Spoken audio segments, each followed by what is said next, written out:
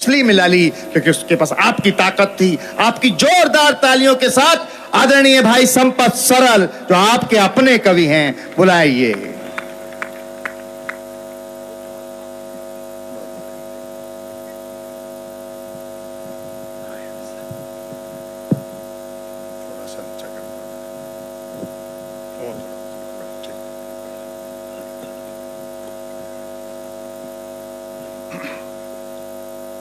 शेखावाटी महोत्सव के इस आयोजन में लक्ष्मणगढ़ और आसपास से तमाम जगहों से आए हुए सुधी श्रोताओं का मैं तमाम कवियों की तरफ से अभिवादन करता हूं। सम्माननीय गोविंद सिंह डोटासरा जी, आपने इतना एक बढ़िया अनुष्ठान किया जिसमें लोकरंजन भी है और सीखने को भी मिलता है, इसलिए आप भी बधाई के पात्र हैं। समय की अपनी सीमाएं हैं। दरअसल लोग कहते हैं कि साहब हम कोई ऐसा काम कर रहे हैं, ऐसा नहीं, हमारे पुरखे बहुत बढ़िया काम कर गए सत्ताओं को आईने दिखाने के।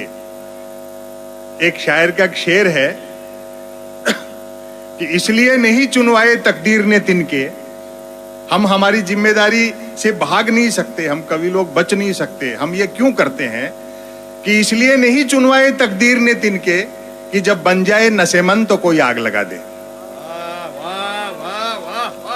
जिन आजादी के दीवानों ने अपने प्राणों की आहुति देकर के इस देश को बचाया और बनाया, आज उनके सपने धूल दूषित न हो जाए, हम उसी दायित्व का निर्वहन कर रहे हैं।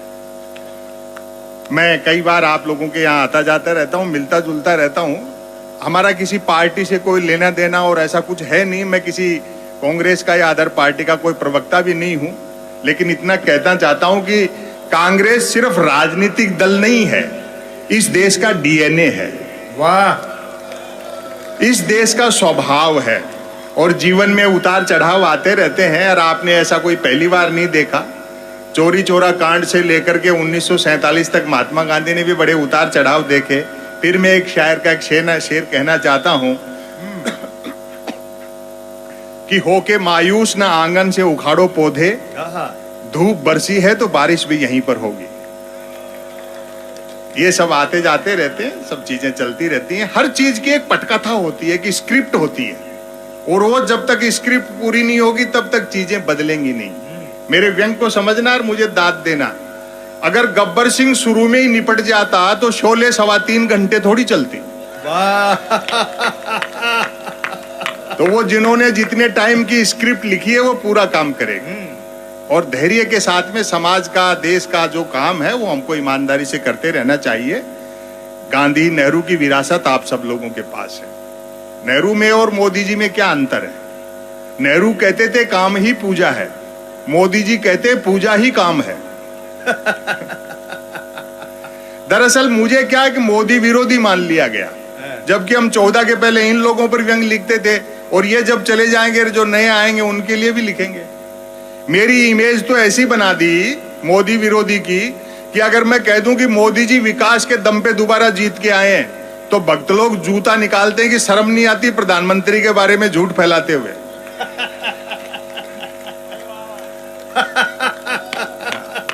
लेकिन मैं सहज रहता हूं।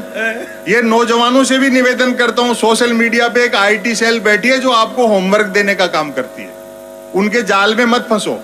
दरअसल मोदी जी और उनके लोग दो तरफा काम कर रहे हैं। अपने आईटी सेल वालों को होमवर्क देते हैं जो उनके विरोधियों को होमवर्क देते हैं। ये कश्मीर फाइल और ये सब उसी होमवर्क के हिस्से हैं। जो 18-20% उनका हार्डकोर वोटर है वो जानते हैं, इसको टाइम टाइम पर होमवर्क नहीं दिया तो ये शिक्षा, चिकित्सा, स्वास्थ्य की बात करने लग जाएगा, महंगाई और बेरोजगारी की बात करने लग जाएगा। तो आप उनके चक्करों में फंसे नो। ये सब मैं नहीं फंसता हूं।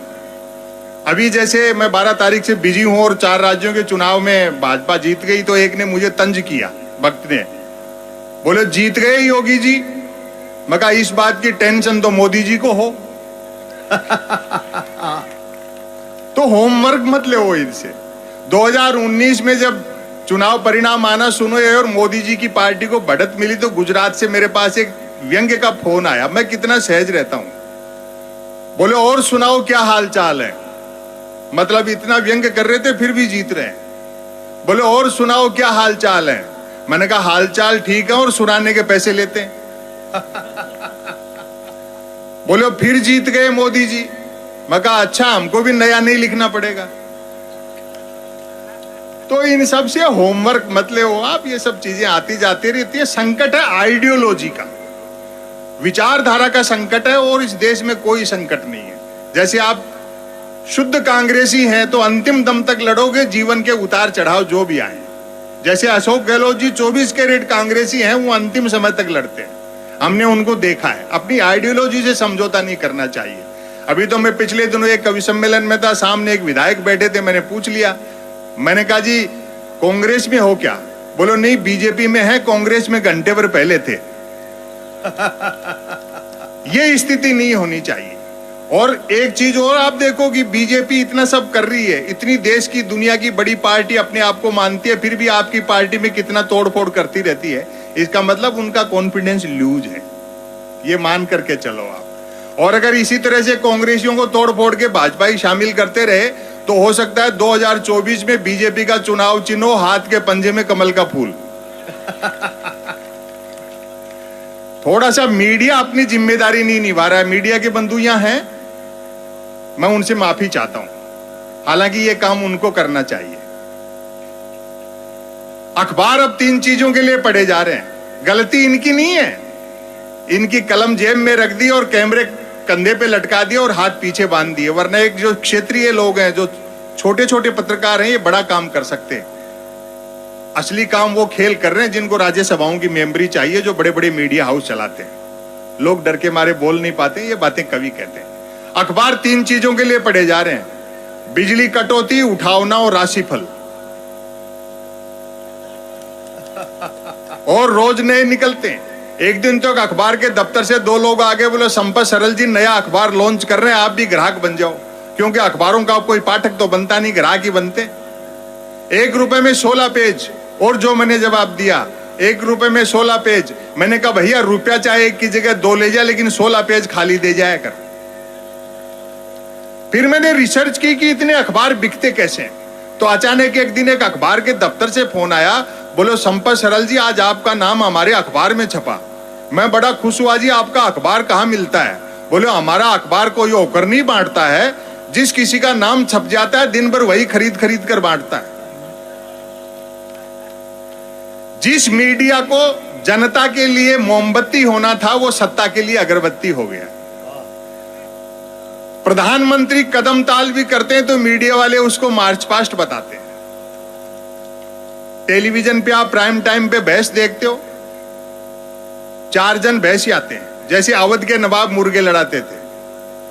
एक मुद्दे का समर्थक, दूसरा मुद्दे का विरोधी, तीसरा बुद्धिजीवी दोनों को हड़काने वाला, और चौथा एंकर तीनों को भड़काने वाला। और व्यंग पर आपकी दाद उठेगी, चौथा एंकर तीनों को भड़काने वाला। बहस होनी होती है गरीबी की रेखा पर, और करते रहते हैं रेखा की गरीबी पर। समय इनसे हिसाब लेगा, समय सबसे हिसाब लेगा, चाहे वो पुतिन का रशिया हो, चाहे हिंदुस्तान का रंग रशिया। समय सबसे हिसाब लेगा। ये प्रजातंत्र का हाल देखो, चाय पर चर्चा, गाय पर चर्चा, 1 किलो नमक मिला तो वोट दे दिया, 5 किलो अनाज मिला तो वोट दे दिया। लोगों की दृष्टि कितनी संकुचित हो गई, हमारा नागरिकता बोध कैसे खो गया। कवियों की उपस्थिति में भाई जगदीश जी यहाँ बैठे हैं। महाभारत का एक प्रसंग है, धर्मवीर भारती का नाटक है अंधा युग। उसमें एक जगह प्रसंग है, युद्ध का 18वां दिन है। धृतराष्ट्र और गांधारी बैठे संजय का इंतजार कर रहे हैं कि वो आकर के बताए कि दुर्योधन मारा गया या बचा। अचानक 2 प्रहरी देखते हैं, जो पहरा लगा रहे थे, कि वातावरण भयानक हो रहा है, अंधकार बढ़ता जा रहा है। एक प्रहरी ने प्रश्न किया और जो दूसरे ने उत्तर दिया, वो इस देश काल वातावरण का सच है। तालियां बजाना, फिर एक रचना शुरू करूंगा। अंधकार बढ़ रहा, भयावता बढ़ रही है। तो एक प्रहरी ने दूसरे से कहा, बोलो जरा देखना तो ये अंधेरा कैसे बढ़ रहा है। तो दूसरा प्रहरी बोला, अंधे राजा की प्रजा कहां तक देखे। भाई वाह वाह वाह वाह वाह वाह वाह वाह। तो ये चीजें भी बदलेंगी, इसलिए आपको निराश होने की जरूरत नहीं है। माताएं बहनें बैठी हैं, उधर दुर्गादान सिंह जी पढ़ रहे थे तो बच्चे बड़े हो हुल्ला कर रहे थे। देखो एक समय ऐसा था जब मैं भी प्यार प्रेम की कविताएं लिखता था, जब तक अक्कल दाढ़ नहीं निकली थी। उबासी के बहाने भी किसी लड़की के दांत दिख जाते तो मैं 5-7 गजलें लिख मारता था, भले ही वो उबासी मुझको देख करके ले रही होती थी। और एक निवेदन कर दूं, प्रकृति के, कुदरत के, सृष्टि के नियम बदल सकते हैं, औरत के प्रति पुरुष की मानसिकता नहीं बदल सकती। बात अच्छी लगे तो महिलाओं को ताली बजानी है, पुरुषों की तो खिलाफ बोल रहा हूं। प्रकृति के, कुदरत के, सृष्टि के नियम बदल सकते हैं, औरत के प्रति पुरुष की मानसिकता बदल ही नहीं सकती। मर्द की फितरत होती है, अर्थी के रास्ते में भी औरत मिल जाए तो 80 साल का मुर्दा भी वाइब्रेशन मोड पर आ जाता है। लेकिन इतना भी तय है कि शादी होते ही प्यार का बुखार उतर जाता है। वो चिल्लाने वाले नौजवान सुन ले, जैसे ही ब्याह की कुनेन खाई प्यार का मलेरिया गायब। मेरे एक मित्र ने प्रेम विवाह किया। प्यार के दौरान जिस लड़की के साथ जो कंकर झील में फेंके थे, शादी के बाद दाल में निकल रहे। और तालियां तो इस बात पर बजाओगे, जिस लड़की को लेकर भागा था अब उसको देखते ही भागता है। शादी के 3 दिन बाद मिला, मैंने कहा नया नया प्रेम विवाह किया, पत्नी को लेकर सिनेमा जा, सैर सपाटा करके मंदिर मंदिर भटकता है। बोले भाई साहब सुना है जोड़े ईश्वर बनाता है, बस उसी को ढूंढना है।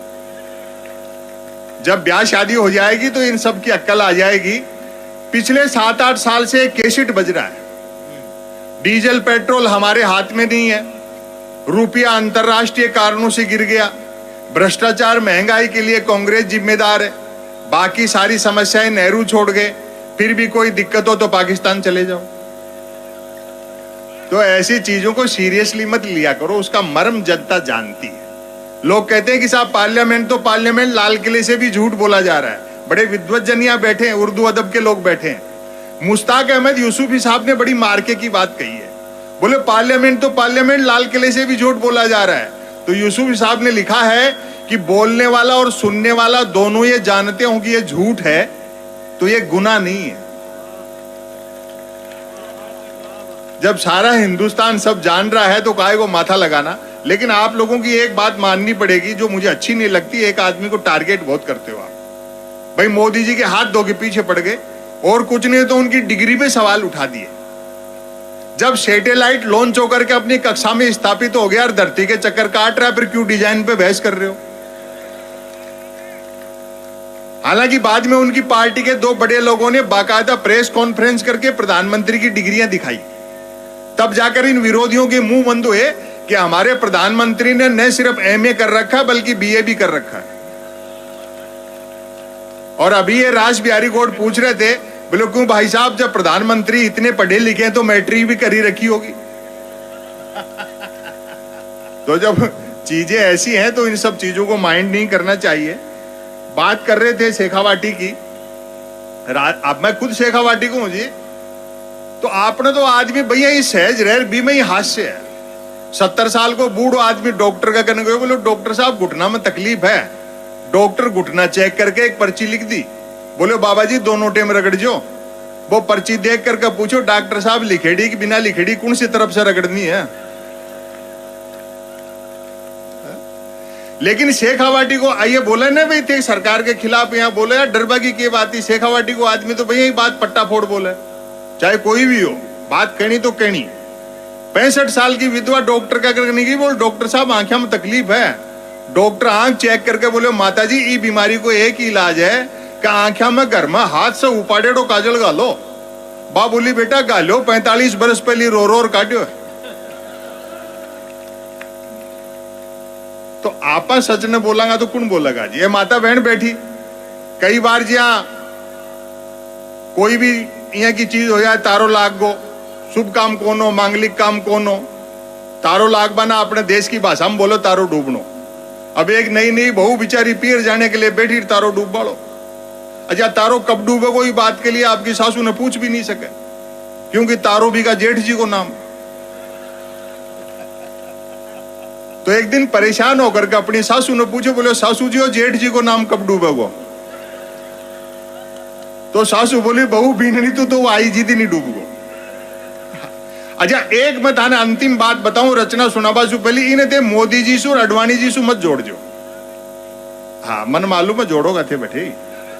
हाँ वो एक ताऊ बस में सफर कर रहे हो भाई, अडवाणी जी ने थोड़ी मालूम होगा मोदी जी पांव छू के बहाने जमीन खींच लेगा। वो एक ताऊ बस में सफर कर रहे हो तो एक नौजवान सिगरेट सिलगाई, सिगरेट की चिंगारी उछल करके ताऊ को कुड़तो जल गो। ये बुजुर्ग लोग जाने सब, अडवाणी जी भी सब जान रहे हैं, पण बोलवा को टेम को ने के करे बेचारा। सिगरेट जलाई, चिंगारी से ताऊ को कुड़तो जल गो, ताऊ कुछ नहीं बोलो। नौजवान देखो यहाँ का जमाना में, यहाँ को ताऊ यार गुस्सो करबो तो दूर हो, तो कुछ कही नहीं रही हो, इसको बात करनी चाहिए। नौजवान नजदीक आकर के बोलो ताऊ राम राम, ताऊ बोलो राम राम। अब नौजवान को सवाल और ताऊ को जवाब। बोले ताऊ राम राम, बोले जी राम राम। नौजवान पूछ लो ताऊ कौन सो गांव, ताऊ बोलो क्यों गांव भी बालक हो गए। तो ये जाने सब है जी। एक रचना मैं आपको सुना देता हूं, हमें मैं नहीं है, जो जगदीश सोलंकी जी हैं उनको सुनना है। इंडिया का डिजिटल होने से बहुत लाभ हो गया। आदमी न सिर्फ 1 करोड़ का लोन 59 मिनट में ले सकता है, बल्कि 59 करोड़ का लोन लेकर के 1 मिनट में भाग भी।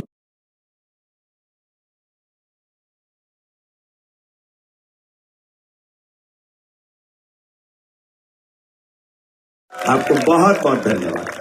थैंक यू, धन्यवाद।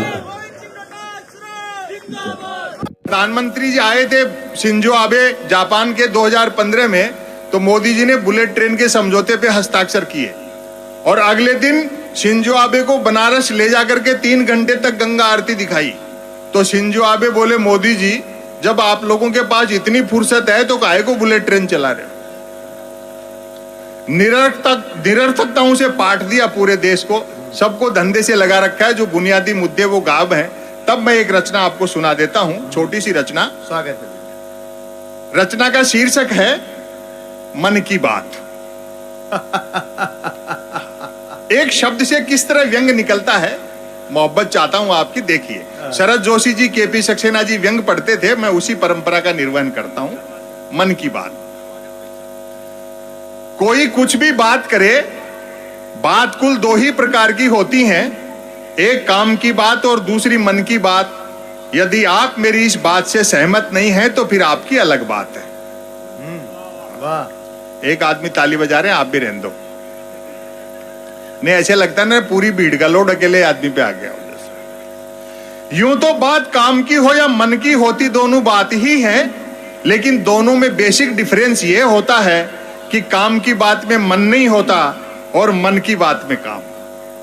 असल में तो मन की बात की ही इसलिए जाती है ताकि काम की बात नहीं करनी पड़े। मन की बात कुछ कुछ वैसी ही होती है जैसे सदैव 2 व्हीलर चलाते रहने वाले के कभी कार हाथ लग जाए तो वह खाली सड़क पर भी हॉर्न बजाते हुए चलता है। मन की बात एक तरफा होती है, जैसे देवता वगैरह मुंह डाने पर आकाशवाणी कर दिया करते थे। मन की बात एक प्रकार का मौखिक प्रसाद होती है, जिसे पाने के लिए भक्तों को हाथों की बजाय कान फैलाने होते हैं। अब व्यंग तक पहुंचेंगे आप। मन की बात के साथ विषय का लफड़ा नहीं होता। पता नहीं मोदी जी किस सब्जेक्ट पे बात शुरू कर दें, विषय का लफड़ा नहीं होता। यानी कि मन की बात बिना विषय की होती है, क्योंकि वह मन की बात होती है। यदि मन की बात भूले भटके किसी विषय पर आ भी जाए तो कोई माई का लाल अंत तक नहीं पकड़ सकता कि मन की बात आखिर हो किस विषय पर रही है। काम की बात अपने काम से काम रखती है, जबकि मन की बात का प्रचार करना पड़ता है कि फला तारीख को इतने बजकर इतने मिनट पर मन की बात होगी। पता लगते ही मन की बात को ही काम की बात मानने वाले उछल पड़ते हैं कि वाह मजा आ गया, फला तारीख को इतने बजकर इतने मिनट पर काम की बात होगी। काम की बात सुनी न जाए तो अच्छी खासी काम की बात भी मन की बात होकर रह जाती है, जबकि मन की बात को सुनने वाले मिल जाएं तो बात कोरी मन की बात होने के बावजूद बड़े काम की बात बन जाती है। और बारीक व्यंग देखना आप, शायद जगदीश जी भाई साहब पहली बार सुन रहे होंगे। वैसे सुनने वाले नहीं मिले, ध्यान दें, और व्यंग अच्छा लगे तो मुझे दाद दें। वैसे सुनने वाले नहीं मिले तो मन की बात दीवारों से भी की जा सकती है, क्योंकि मन की बात करने वाले ने सुन रखा होता है कि दीवारों के भी कान होते हैं। वाह वाह वाह वाह वाह वाह। और व्यंग अगली पंक्ति में है, आपके हाथ खामोश न रहे, दीवारों के भी कान होते हैं, बल्कि वह तो यह तक मानकर चलता है कि जिनके कान होते हैं वे दीवार ही होते हैं। वाह। मन की बात अक्सर शुरू यहां से होती है भाइयों और बहनों, बस इतना सुनते ही मन की बात के मुरीद भाई बहन सांस रोककर मन की बात ऐसे सुनने लगते हैं मानो सुनने के लिए जिंदगी में अब सिर्फ यही काम की बात बची है। काम की बात करने से बचने की एकमात्र तरकीब है कि तुरंत मन की बात शुरू कर दी जाए। यह अलग बात है कि लगातार मन की बात करते रहने वाले से फिर लोग उम्मीद भी नहीं रखते कि वह जिंदगी में कभी कोई काम की बात भी करेगा। वाह वाह वाह वाह वाह। समापन की ओर बढ़ता हूं। समय की अपनी सीमाएं हैं। मन की बात अक्सर ज्ञान सिखाने जैसी होती है, जैसे कक्का बारखड़ी सिखाते हैं। अब ध्यान से सुनना। मन की बात अक्सर ज्ञान सिखाने जैसी होती है, जैसे कमल नल पर चल, कमल झटपट चल, कमल झटपट नल पर चल। ऐसी मजेदार मन की बात का नतीजा भी मजेदार निकलता है। सुनने वाले प्रेरित हो, खुद को कमल मानकर उठते हैं, मटका बाल्टी उठाते हैं और न सिर्फ नल की ओर चलते हैं बल्कि नल की ओर झटपट चलते हैं। और अब व्यंग पर आपकी तालियां चाहूंगा।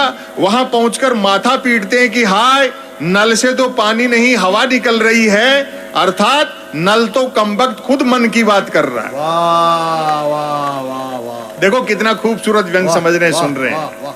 श्रोताओं के इस रिएक्शन से प्रभावित होकर मन की बात करने वाला तुरंत अपनी अगली मन की बात शुरू कर डालता है। कमल घर पर चल, कमल झटपट चल, कमल झटपट घर पर चल। मन की बात करने वाला अनजाने में भी मन काम की बात नहीं करता। वह जानता है कि काम की बात करने से सब काम में लग जाएंगे, तो फिर मन की बात कौन सुनेगा। वाह वाह वाह वाह वाह वाह वाह। अतः अंत में मैं फिर दोहराना चाहूंगा कि कोई कुछ भी बात करे, बात कुल दो ही प्रकार की होती हैं, एक काम की बात और दूसरी मन की बात। यदि आप मेरी इस बात से सहमत नहीं हैं तो फिर आपकी अलग। वाह वाह। मैं समझता हूं कि समय वो और सुना देंगे, लेकिन क्या समय की अपनी सीमाएं हैं। वक्त आता है, वक्त जाता है, वक्त को संभाल कर रखिए, वक्त बेवक्त काम आता है। अजीत सुना दो।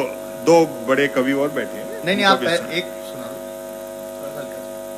मैं तो खैर सुना ही दूंगा, क्योंकि मेरा अगला प्रोग्राम जो है वो 6 दिन बाद है। हम तकनीक के दौर में जी रहे हैं। मैं शेखावाटी महोत्सव के नाम ऐसी रचना मैं आपको सुना करके जा रहा हूं जो YouTube पे बहुत लोगों ने सुनी होगी। थोड़ा सा आप धैर्य रखेंगे, इससे अच्छा मैंने आज तक लिखा नहीं है। हम तकनीक के दौर में जी रहे हैं। टेक्नोलॉजी ने भौगोलिक सीमाएं कम कर दी, आदमी से आदमी को दूर कर दिया, और अब तो आदमी खुद से भाग रहा है, खुद से दूर हो रहा है। वो समय याद करो जब जीवन में सुविधाएं कम थी तो सुख बहुत था, संघर्ष था तो रोमांच भी था। वहीं से मैंने एक रचना निकाली, वे भी क्या दिन थे। पुराने जमाने के जो विरोधाभास थे उनका आनंद ले। बहुत अच्छा आप सब लोग सुन रहे हैं। वे भी क्या दिन थे। ताली वाली नहीं बजे, कोई खास बात नहीं, आप तो बहुत अच्छा सुन रहे हैं। वे भी क्या दिन थे। वे भी क्या दिन थे जब घड़ी एक आध के पास होती थी और समय सबके पास था। पूरे रंग में आ जाओ आप। आज की तरह नहीं था कि फेसबुक पर 5000 दोस्त हैं और परिवार में बोलचाल बंद है। वाह वाह वाह वाह वाह। तब मोबाइल तो क्या, लैंडलाइन फोन तक नहीं होता था, अतः झूठ सिर्फ आमने सामने मिलने पर ही बोला जाता था। खान पान शुद्ध था और याददाश्त अच्छी थी। हर व्यक्ति को 7-7 पीढ़ियां याद रहती थी, अपनी भी और गाली गलौच होने पर दूसरों की भी। हमारी प्राथमिक शिक्षा तो ऐसी थी जिसमें शिक्षा प्राथमिक नहीं थी। हमारा 50 बच्चों, 3 अध्यापकों, 2 पेड़ों और एक कमरे का स्कूल हुआ करता था। आज तो इतने के बल पर लोग यूनिवर्सिटी चला रहे। वाह वाह वाह वाह वाह। पढ़ाई लिखाई को लेकर कतई तनाव नहीं रहता था, क्योंकि हम विद्यार्थियों और अध्यापकों के बीच एक समझौता था कि सप्ताह में 3 दिन वे स्कूल नहीं आएंगे और 3 दिन हम। बोलचाल में राजस्थानी का इस्तेमाल होता था, और एक पंक्ति ऐसी आएगी जिस पर आप तालियां रोक नहीं पाएंगे। व्यंग देखें, बोलचाल में राजस्थानी का इस्तेमाल होता था। हिंदी सिर्फ शहरों तक सीमित थी और अंग्रेजी तो पीने के बाद ही बोली जाती थी। वाह वाह वाह वाह वाह वाह। कई प्रकार के खेल कूद थे। अब तो बच्चे गेम के नाम पर वीडियो गेम खेलते हैं। बच्चे भी क्या करें, खो खो, कुश्ती और कबड्डी तो संसद विधानसभाओं में चले गए। बाकी खेलों को क्रिकेट ने बाउंड्री लाइन से बाहर कर दिया। जो चैनल खोलो क्रिकेट। एक दिन तो मैं भी टाइम पास के लिए देख रहा था, तो कमेंटेटर ने बड़ी ऊंची फेंकी कि जब से धवन और कोहली ने मूछें रखी हैं तब से धुआंधार परफॉर्म कर रहे हैं। मेरे उस दिन समझ में आई कि दुनिया में महिला क्रिकेट क्यों पिछड़ा हुआ है। अब अपना जवानी बचपन याद करो। हालांकि क्रिकेट तब भी खेला जाता था, बैट का मालिक बैटिंग करता था और बॉल का मालिक बॉलिंग। फील्डर भी यही दो होते थे। बैट टच न होने पर फेंकी हुई गेंद फेंकने वाले को ही लानी पड़ती थी। एक ओवर कुल कितनी गेंदों का होगा यह गेंद का मालिक तय करता था। बल्लेबाज पहले गेंद पीटता था, फिर मूड के अनुसार भागकर या चलकर रन बनाता था, तत्पश्चात गेंद लाता था। अब आपकी तालियां उठेंगी। तत्पश्चात गेंद लाता था।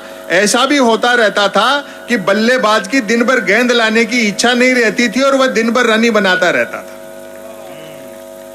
हम आवारा पूंजीवाद के दौर में जी रहे, जिसमें बेकाबू टेक्नोलॉजी और मिल गई। उसने विकास तो किया लेकिन कीमत ज्यादा ले ली।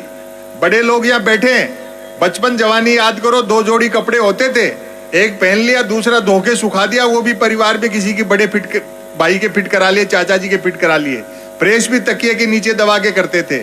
आज वार्डरोब अलमारी कपड़ों से भरी रहती है और आदमी आधे घंटे तक तय नहीं कर पाता कि इस पैंट के साथ कौन सा शर्ट मैच करेगा। ये जो जीवन में खोखला अपनाया है, ये इस आवारा पूंजीवाद और बेकाबू टेक्नोलॉजी की देन है। तब मैं कहना चाहता हूं, लोग भूखे उठते तो थे किंतु भूखे सोते नहीं थे। महंगाई बिल्कुल नहीं थी। ईमान के अलावा सब कुछ सस्ता था और सस्ताई का अंदाजा आप इसी से लगा लें कि फिल्मों में हीरोइनों को पैसा कम मिलता था तो भी कपड़े पूरे पहनती थी। बढ़िया बात है। बहुत अच्छा सुन रहे हैं आप। वाह वाह। उन दिनों रामलीलाएं मनोरंजन का प्रमुख साधन हुआ करती थी। गांव-गांव में रामलीलाएं होती थी। समय सबका हिसाब लेता है।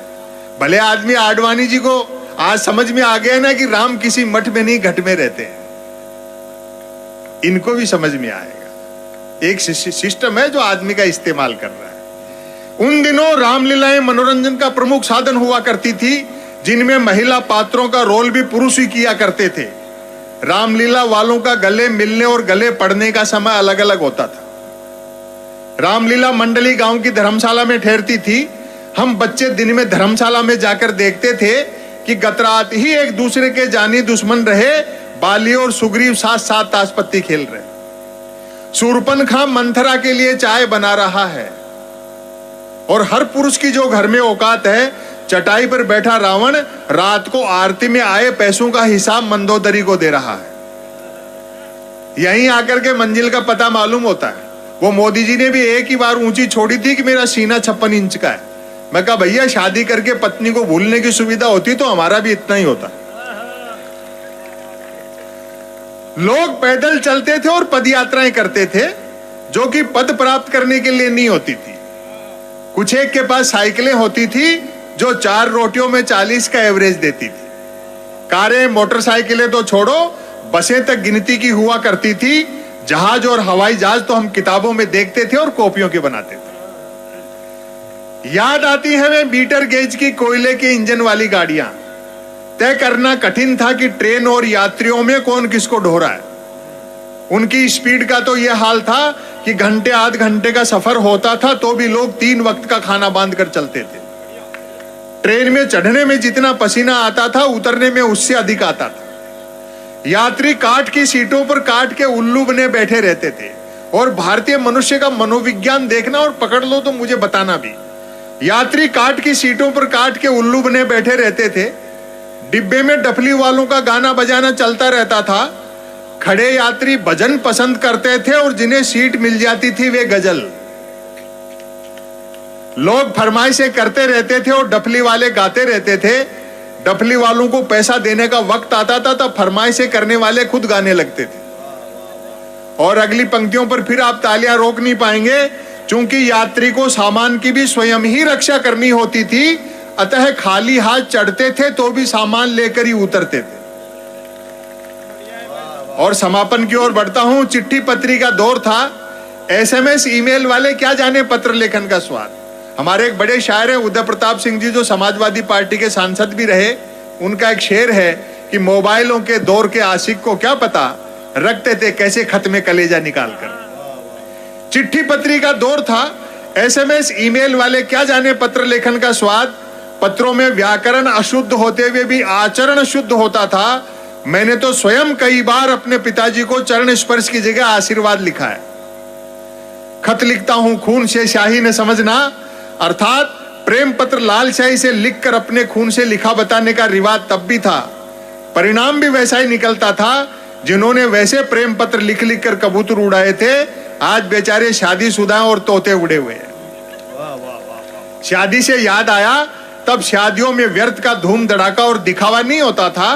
बस 2-4 बाराती बैंड पर बजती बीन की धुन पर नागिन डांस दिख कर लेते थे, क्योंकि तब बीन बनाने के लिए रुमाल ही 2-4 बारातियों के पास होते थे। और इस लेख का महत्वपूर्ण बंद है, समापन कर रहा हूं। वह टीवी नहीं रेडियो का युग था। कुछ भी कहो साहब, प्रधानमंत्री की मन की बात से रेडियो के तो अच्छे दिन आए। पहली बार जब मोदी जी ने रेडियो पे बात की मन की, तो राष्ट्रपति ओबामा ने अमेरिका से बधाई दी कि मोदी जी आज तो आपको रेडियो पे देखा। वह टीवी नहीं रेडियो का युग था।